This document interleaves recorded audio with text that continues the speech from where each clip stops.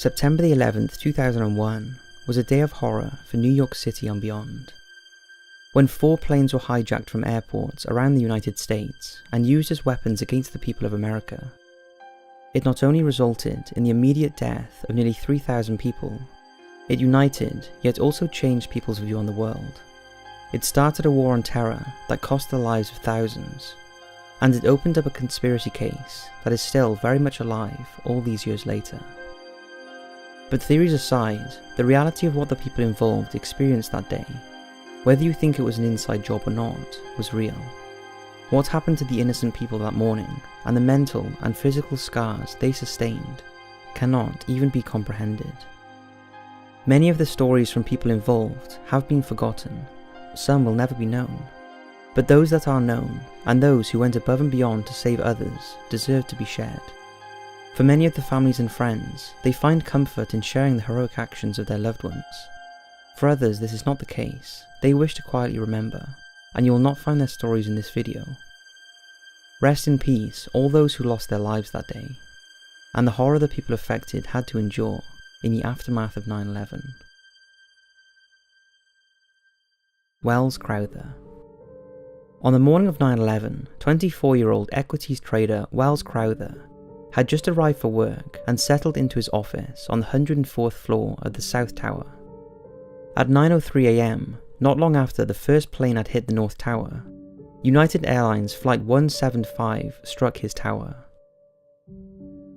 At 9:12 AM, Welles called his mother and left a message on her answer phone. "Mum, this is Welles. I wanted you to know that I'm okay." After this, Wells's volunteer firefighting at Boston kicked in, and he then made his way down the stairs, picking up a young woman en route and carrying her over his shoulder. When he reached the 17th floor, he met a group of terrified people huddled together, waiting for help.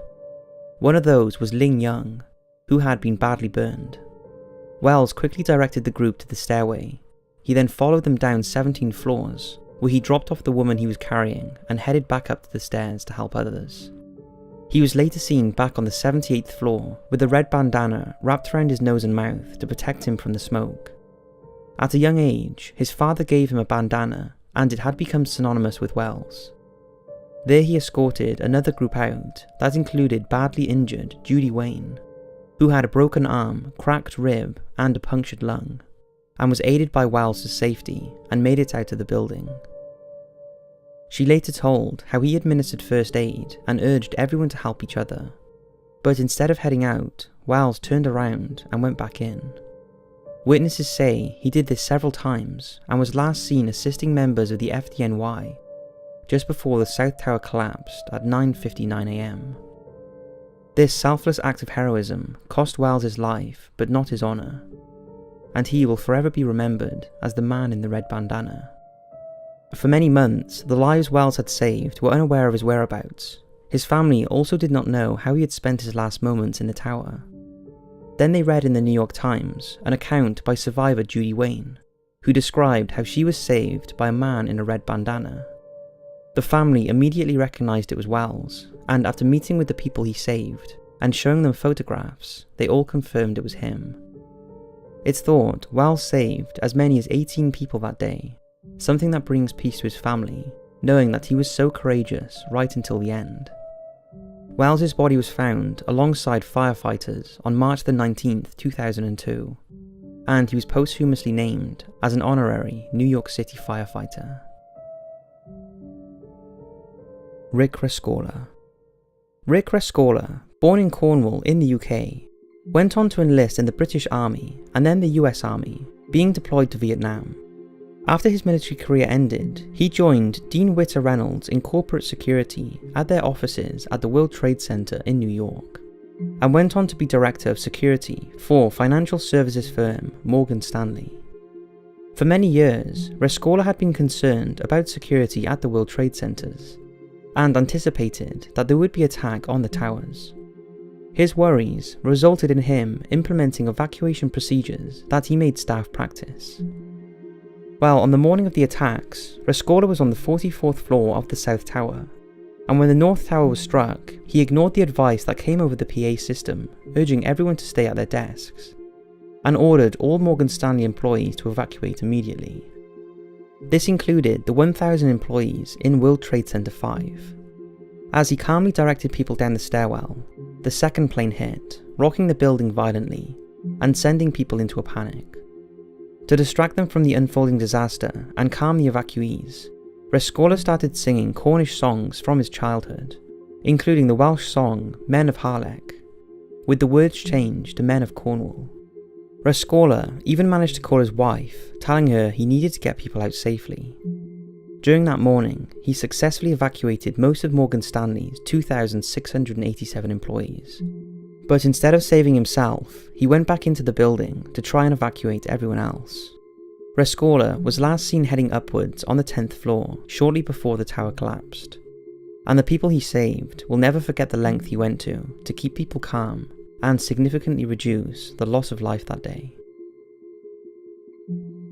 The amazing people of Gander. When terrorists decided to wage war on the US with the horrific 9/11 attacks, it wasn't just those directly involved in the atrocities that were affected. The impact was felt by everyone around the world, not least those that were actually travelling in planes in American airspace at the time the towers were hit. But many people overlook the actions taken by the aviation authorities and how one town in Canada showed extraordinary generosity and compassion in the face of such unprecedented events. When it was realised America was under attack, all airborne planes in and around the area were sent a message. All airways over the continental United States are closed to commercial air traffic. Land ASAP at the nearest airport. Advise your destination. 53 of these planes opted for the detour to Gander Airport in Canada, 27 of which were US commercial aircraft. After the planes landed, passengers and crew were fully informed of the situation and had to remain inside the aircraft for several hours before getting clearance to disembark. There were around 10,500 passengers, and all would be descending on the town of Gander. But the people of Gander were incredible. They called their unexpected guests the Plane People, and the whole town came together to offer hospitality and reassurance to the terrified passengers. They converted facilities such as schools, community centres and hostels into mass lodgings for the stranded passengers. Some were taken into local homes, and even women-only facilities were set up to help reduce stress. All the guests were looked after by students from the local schools, and the community pulled together to cater for their every needs. During their 2-day stay, they were taken on excursions and offered superb food that was prepared by restaurants and residents for free. Even laundry facilities were made available, as the passengers' luggage was still on the planes. When the airports were reopened and the passengers were allowed back on the planes, every passenger was transported back to Gander Airport, and not a single passenger was missing or late. Everything was superbly coordinated to make sure it was as less stressful as possible. Once on board, the passengers shared stories of their stay and bonded with each other, exchanging phone numbers and email addresses so they could stay in contact. This act of kindness by the little town in Canada to over 10,000 strangers just proves there are a lot of good people in this world, and in the face of adversity, they always rise to the top. Penny and Sassville. 25-year-old Heather Penny was a first lieutenant serving as a training officer with the 121st Fighter Squadron of the District of Columbia Air National Guard. She was based at Andrews Air Base, just outside Washington, and on the morning of 9/11, news started to filter through of a plane hitting the World Trade Center. This was soon followed by a second plane, and another into the Pentagon. But there was also reports that a fourth aircraft had been hijacked and was still in the air, possibly heading towards Washington. Penny and her wingman, Colonel Mark Sassville, scrambled their F-16s and took off to try and intercept the hijacked aircraft. Their mission was to find it and take it down. However, since the F-16s were not armed, it was agreed Sassville would ram the cockpit and Penny the tail, almost guaranteeing they would go down with the airliner, as there would be little time to eject. The pair headed northwest into Pennsylvania in search of United Flight 93, and were completely focused and committed to the mission. After flying for some time, they learned that United Flight 93 had been taken down by a courageous group of passengers. What's remarkable about these two is the sacrifice they were prepared to make to avert an even bigger loss of life if the plane had flown into its intended target, believed to have been either the White House, Camp David, or possibly a nuclear power plant. When interviewed after the events, Penny said the real heroes were the passengers on Flight 93 because they were willing to sacrifice themselves for the greater good of others. But so were Penny and Sassville, and they should not be forgotten about. Moira Smith. NYPD officer Moira Smith was the very first officer to report the September the 11th terrorist attacks, when she saw the first plane hit the North Tower. 38-year-old Smith, who had served in the police for 13 years, immediately ran into the tower and began assisting in the evacuation. Shortly after this photograph was taken of Moira helping an injured man, she ran back inside the South Tower, and survivors remember her standing in front of a window that overlooked the body-strewn plaza to shield the site from the terrified evacuees, and was heard saying, "Don't look, keep moving," over and over in a calm and steady voice. Officer Smith was last seen heading back in the South Tower to help evacuate more people, and in the immediate aftermath of the collapse of the tower, a brief radio transmission from a female officer calling for help was recorded. This channel is no place to share people's last words, but the audio has been made public.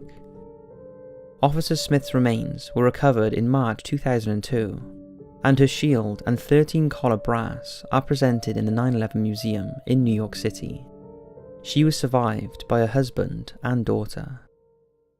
Smith was credited with saving hundreds of lives before Tower 2 fell, taking her life, and was the only female NYPD officer to die at the scene, although many more have died in the aftermath of the attack, mainly due to illnesses caused by inhaling toxic air in and around Ground Zero.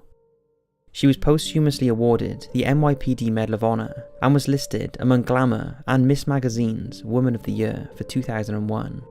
Although when Caitlyn Jenner was awarded the same award in 2015, Smith's husband returned the award, stating, "At a time when we have women in the armed forces fighting and dying for our country, heroic doctors fighting deadly diseases, women police and firefighters putting their lives on the line for total strangers, brave women overcoming life-threatening diseases, the list of possibilities goes on. Is this the best you could do?" Smith died saving lives and showing unbelievable courage, and when she ran back into the building to save many more lives, she sacrificed her own to give many others the chance to live. I cannot think of a more heroic action.